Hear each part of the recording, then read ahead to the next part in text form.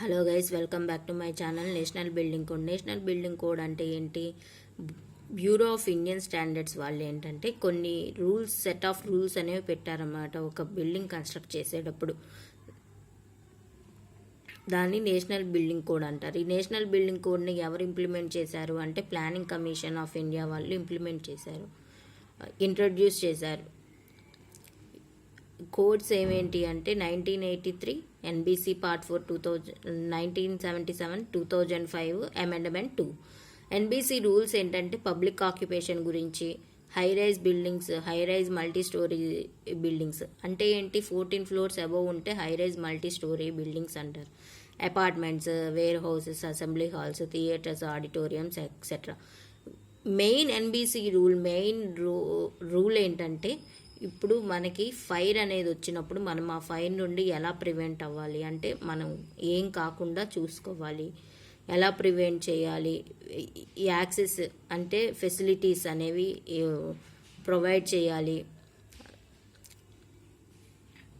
Vehicles కూడా provide చేయాలి, first aid kit అనేది ఖచ్చితంగా మెయింటైన్ చేయాలి. Provision of first aid kit అనేది ఖచ్చితంగా ప్రొవైడ్ చేయాలి. ఎన్బిసి రూల్స్లో మెయిన్గా దేనికి ఇంపార్టెన్స్ ఇస్తారంటే ఫైర్ వల్ల ఏం కాకుండా ఎలా ప్రివెంట్ అవ్వాలి, మనం ఎలా ప్రివెంట్ అవ్వాలి అనేది చెప్తారనమాట. Next terminology. ఎన్బిసిలో టర్మినాలజీ ఏంటి? అథారిటీ ఏంటి? ఒక కమిటీ కానీ అఫీషియల్స్ కానీ ఒక ఏజెన్సీ. బిల్డింగ్ అంటే ఏంటి? స్ట్రక్చర్. ఓనర్ అంటే ఏంటి? ఇప్పుడు ఒక ఇల్లులో మనం ఉంటున్నాం, అద్దెకుంటున్నాం.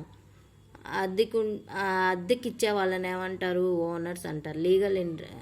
ఏ person or group of persons having legal interest in land. వాళ్ళ ల్యాండ్ మీద కానీ వాళ్ళ బిల్డింగ్ మీద కానీ వాళ్ళకి హక్కులు ఉంటే వాళ్ళని ఓనర్స్ అంటారు. ఓనర్ని క్లయింట్, యూజర్ అని కూడా అంటారు అన్నమాట. నెక్స్ట్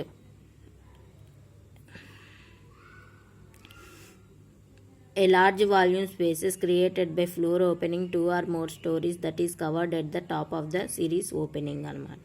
యాట్రియం అంటే ఏంటి? ఓపెన్ స్పేసెస్ అనమాట.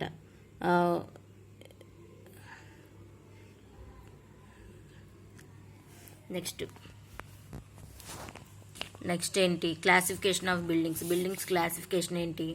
Group A residential, group B educational, group C institutional, group D assembly, group E business, group F mercantile, group G industrial, group H storage, group J hazardous buildings అనమాట. Technical terminologies ఏంటంటే building height అనేది ఎప్పుడు వర్టికల్గానే measure చేస్తాము. High rise అంటే ఏంటి? More than 15 metres height కనుక ఎత్తుగా ఉంటే వాటిని హై రైజ్ బిల్డింగ్స్ అంటారు. కవర్డ్ ఏరియా అంటే ఏంటి? ఇప్పుడు కవర్డ్ ఏరియా అంటే ఇదేంటి? ఎస్టాబ్లిష్డ్ ఏరియా అనమాట. ప్లింత్ లెవెల్ అంటే ఏంటి? Substructure ends to super structure start. Substructure నుండి ఎండ్ అయిపోయి సూపర్ స్ట్రక్చర్ స్టార్ట్ అవుతుంది. డౌన్ కామర్ అంటే ఏంటి? ఒక బిల్డింగ్లో fire fighting with in the building having main not less than 100 mm internal dia అంటే హైడ్రల్ సిస్టమ్స్ అనమాట.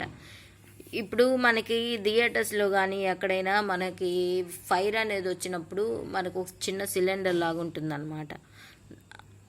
బిల్డింగ్ హ్యావింగ్ అక్కడ మెయిన్ లెస్ దాన్, దాని డయా ఎంత ఉంటుందంటే 100 mm కంటే తక్కువ ఉంటుంది. నాట్ లెస్ దాన్ 100 mm కంటే తక్కువ ఉండదు.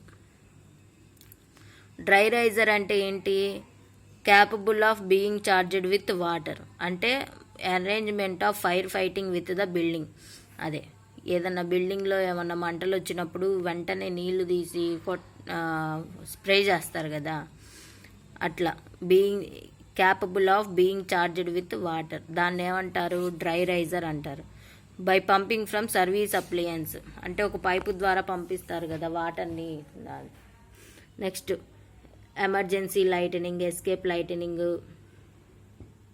Evacuation lift, emergency lightning systems ఇవన్నీ ఉంటాయి. ఫైర్ రెసిస్టెన్స్ అంటే ఏంటి? ఫైర్ సపరేషన్ అంటే ఏంటనేది చూద్దాం.